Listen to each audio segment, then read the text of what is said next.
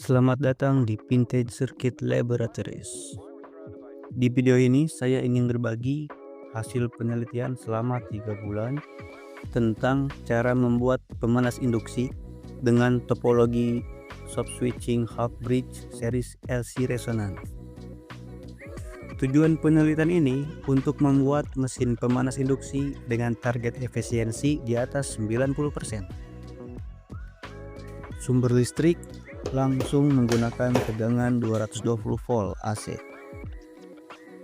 tanpa menggunakan power supply terpisah seperti modul board pemanas induksi GPS lain yang efisiensinya di bawah 80%. Kenapa efisiensi modul GPS di pasaran efisiensinya rendah? Karena energi listrik tidak diubah langsung menjadi panas, melainkan diubah dulu dari 220 volt AC ke 48 volt DC. Lalu diubah lagi dari 48 volt DC menjadi energi elektromagnetik. Barulah arus eddy melalui energi elektromagnetik tersebut memanaskan logam, sehingga power loss menjadi berkali-kali lipat di setiap stage. Sedangkan pemanas induksi dengan topologi soft switching half bridge series LC resonant langsung transformasi dari listrik 220 volt AC menjadi elektromagnetik. Jadi power loss hanya satu kali saja. Informasi tentang topologi akan saya jelaskan di tengah video. Kita langsung lanjut ke tutorial pembuatan, mulai dari membuat PCB sampai finish. Untuk mempersingkat proses pembuatan, saya akan mengambil bagian inverter board dan boxnya dari mesin las MME 450 watt. Yang diubah hanya bagian PWM, trapo HF, bagian lilitan primer dan sekunder, dan juga penambahan kapasitor tank untuk rangkaian LC. Oke, lanjut ke proses pembuatan controller board untuk pengganti PWM bawaan mesin las. Kenapa PWM harus diganti? Karena PWM bawaan mesin las frekuensinya tetap atau fix dan harus tuning manual agar frekuensi tetap di frekuensi resonan rangkaian LC. Tuning manual juga beresiko jika frekuensi switching lebih rendah dari frekuensi resonan bisa menyebabkan hard switching yang seketika membunuh MOSFET atau IGBT. Lanjut ke pembuatan PCB. Saya membuat PCB dengan cara manual. Hanya meminjam setrika punya istri saya yang lagi dipakai. Dan sepertinya sekarang istri saya lagi manyun-manyun. Kayaknya malam ini tidur di luar.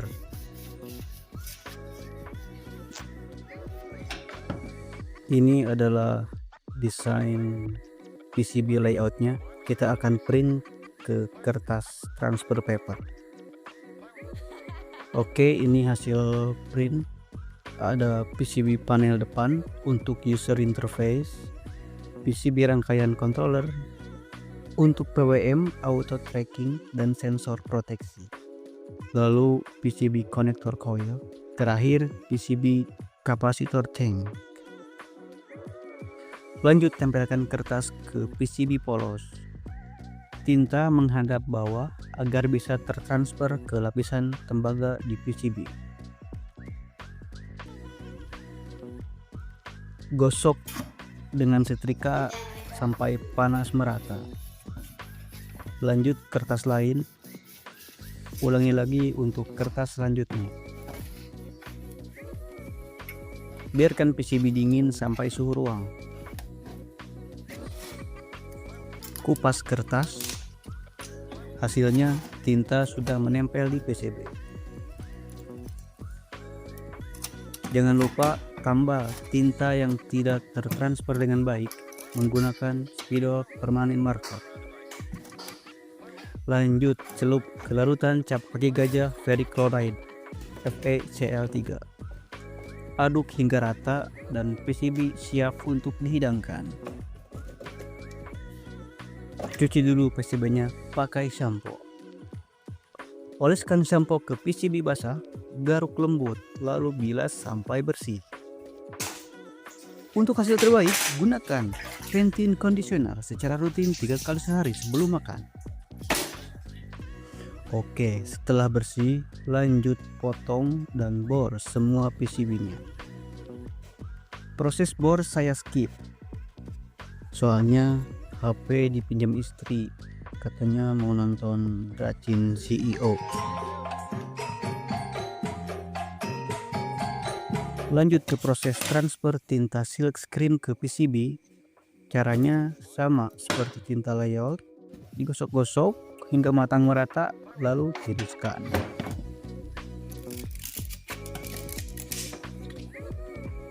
Oke, ini hasilnya, lumayan lah buat prototype.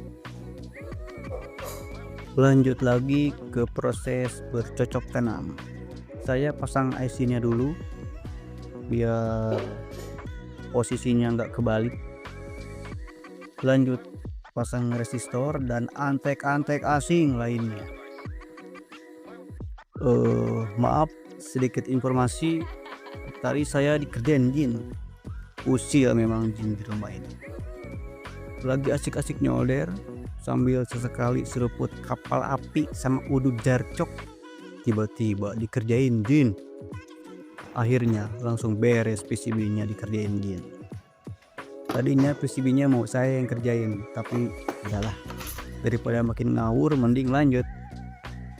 Pasang konektor coil ke PCB konektor panel. Caranya mudah, tinggal diaduk-aduk. Pasang juga kapasitor ke PCB kapasitor tank. Jenis kapasitor yang saya gunakan adalah tipe Mylar polypropylene atau MPP dengan spesifikasi 250 volt 300 nanofarad, di paralel sebanyak 14 bis, total kapasitansi sekitar 4,2 mikrofarad. Pasang juga pipa tembaga di konektornya. Ini nanti sebagai lilitan sekunder 1 lilit ke trafo HF. Diseri dengan kapasitor menjadi rangkaian LC dengan wall coil. Frekuensi resonan ditentukan dari nilai induktansi coil dan kapasitansi kapasitor tank, dan sedikit pengaruh dari leakage inductance lilitan trafo HF. Oh ya, di sini saya pasang current transformer atau CT dengan rasio lilitan 100:1 sebagai feedback resonan. Fungsinya untuk referensi arus resonan agar PWM baru kita bisa mengunci frekuensi ke frekuensi resonan secara otomatis tanpa perlu tuning. Lanjut lilit trafo HF. Saya menggunakan lead wire untuk lilitannya. Diameter kawat 0,5 mm beberapa strand. Lead wire ini cocok untuk frekuensi tinggi karena adanya fenomena skin effect. Jadi skin effect adalah fenomena pada frekuensi tinggi, arus yang melewati kawat hanya mengalir di permukaan saja. Saya lilit sebanyak 14 lilit untuk bagian primer.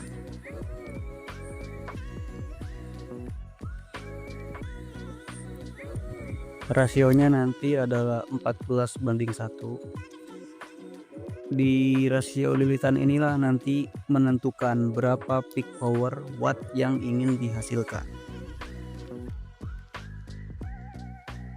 Ini ada sedikit rumus menentukan power watt. Silahkan dibaca ya, saya sih gak ngerti. Ini gambaran wiring pemasangan LC tank pada trafo HF. Sekundernya hanya 1 lilit.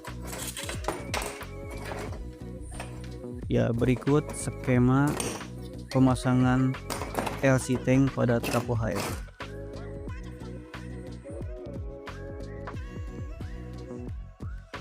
Lanjut siapkan boxnya dulu. Box pakai bekas mesin las MMA, bagian PWM dan trapo HF sudah saya cabut. Sedangkan inverter boardnya pakai bawaan, nanti ini masih kita pakai. PWM-nya ganti baru, yang bawaan ini kita buang aja. Ini inverter boardnya, tidak ada yang diubah, hanya ditambah kabel untuk sambungan supply PWM, dan juga di sini ada kabel untuk sambungan GDT. Di sini IGBT bawaan saya cabut karena sudah short saat dipakai ngelas baling-baling. IGBT bawaannya adalah IGBT seri 40N60 atau 40 ampere 600 volt. Jika digunakan untuk kelas peak power paling hanya sekitar 900 watt sampai 1200 watt. Sedangkan jika digunakan untuk pemanas induksi soft switching, IGBT dengan spesifikasi yang sama bisa untuk 2200 watt bahkan sampai 3000 watt. Tapi di proyek kali ini saya akan pakai MOSFET IREP460, spesifikasinya 20 ampere 500 volt, tipe MOSFET bukan IGBT. Walaupun spesifikasinya hanya setengahnya saja dari IGBT bawaan mesin las, tapi peak powernya bisa 2 kali lipat, sekitar 1200 watt sampai 2200 watt. Namun MOSFET bisa tetap dingin, atau ya hanya hangat-hangat ketiak lah. Kenapa bisa seefisien dan sedingin itu? Karena topologinya menggunakan teknik soft switching yang membuat switching loss-nya nyaris nol. Jadi panas yang dihasilkan MOSFET hanya berasal dari conduction loss, yang mana dipengaruhi oleh RDS on MOSFET atau PCE saturation IGBT. Untuk hasil lebih baik bisa digunakan MOSFET dengan RDS on rendah seperti seri SPW47N60 CFD dari Infineon. Dengan MOSFET ini 3000 watt pun MOSFET adem karena RDS on-nya kecil, jadi conduction loss-nya minim sekali. Efisiensi bisa mencapai 95%. Oke, lanjut preparasi boxnya. Saya lubangi box bagian depan dengan bor dan potong dengan gerinda. Bor juga bagian belakang untuk input water cooler. Oke, beres. Di bagian depan saya akan pasang panel kontrol dan konektor coil beserta LC tanknya. Biar singkat, saya sudah patenkan LC tank di box.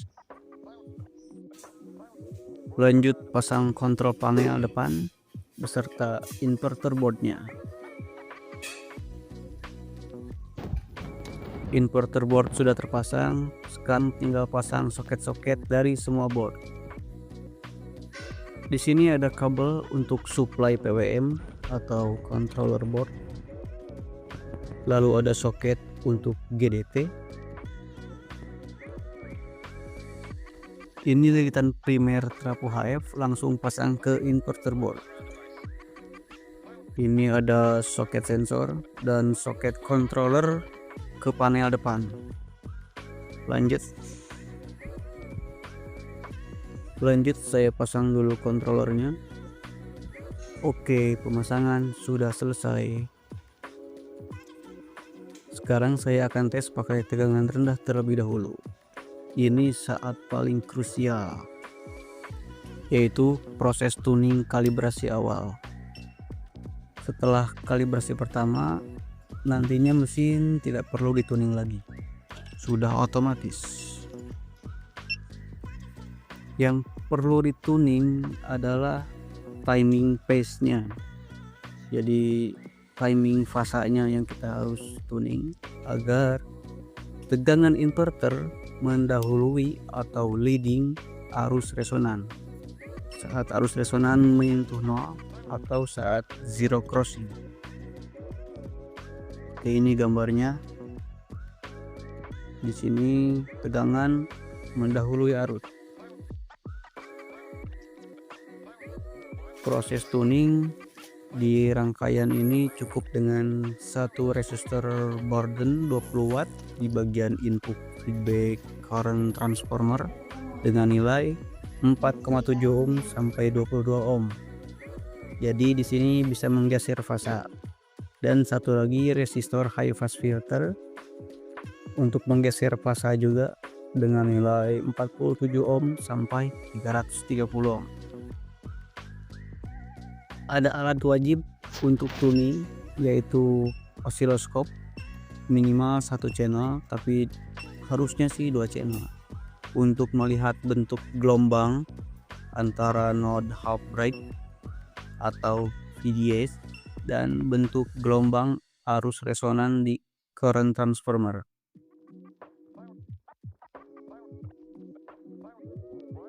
Hasil tuning nanti timing phase antara tegangan dan arus pas di inductive mode, yaitu frekuensi switching harus sedikit di atas frekuensi resonan atau tegangan harus mendahului arus sesaat sebelum zero crossing.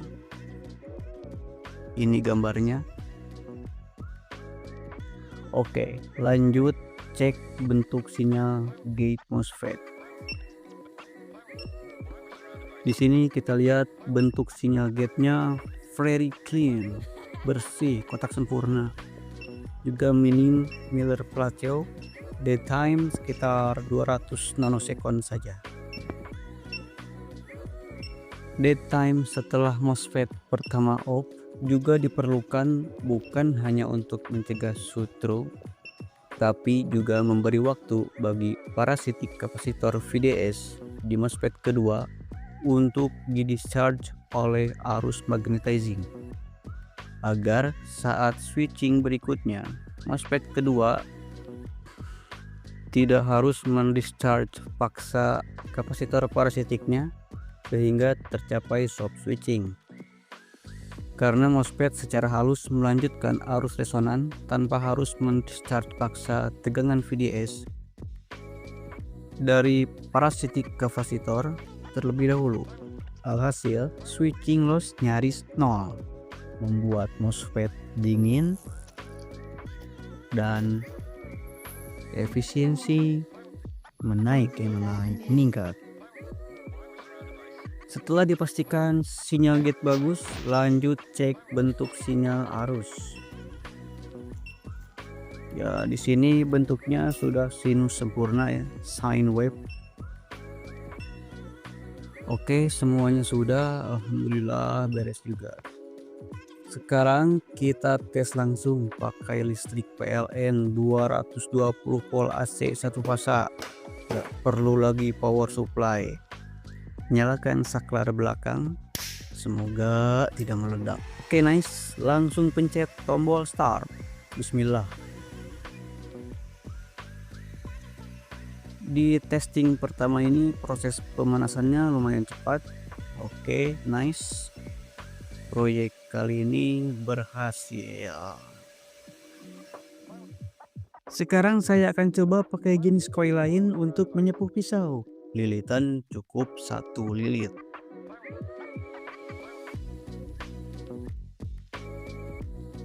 Frekuensinya tadi saya cek sekitar 97 kHz karena lilitannya hanya 1 lilit, jadi frekuensi cukup tinggi.